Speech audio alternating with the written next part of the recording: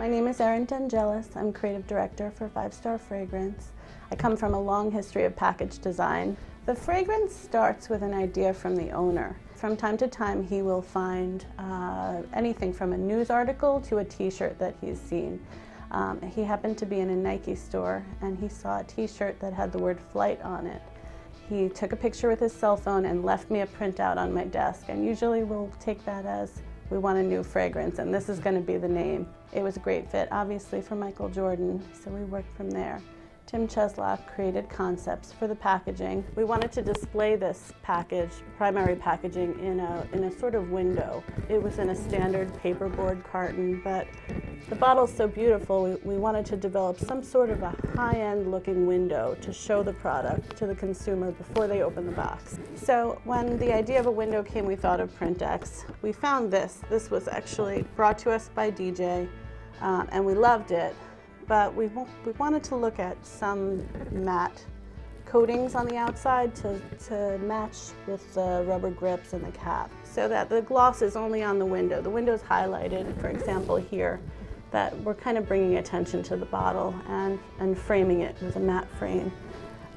Tim had an idea of suspending the bottle in the window. As package designers, we immediately thought of a vacuum form, which is very typically used in gift sets. It's a vacuum-formed plastic.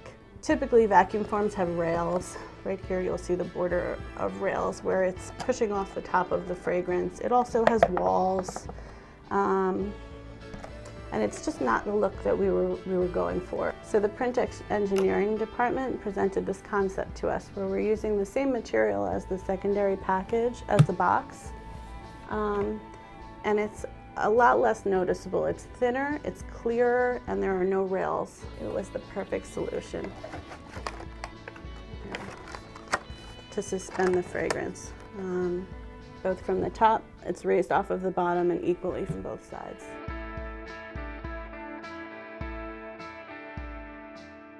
I would say about 98% of all packaging on the shelves for a single fragrance is in a paperboard. You can't see through it, and you have to rely on your product being out there as a tester on a tray or open somewhere where the sales associate can show you. Typically when we launch a fragrance, if the fragrance is not successful from the start, we don't create what we call a flanker, which is using the same bottle, decorating in a new way to launch a second fragrance or a third. It was such a success that we created not only a second Michael Jordan flight, but then a third for women, Lady Flight, and then a fourth in our navy blue packaging called Flight Challenge. So it's been such a success that we've created 3 flankers and several sizes, not just the 100 ml version.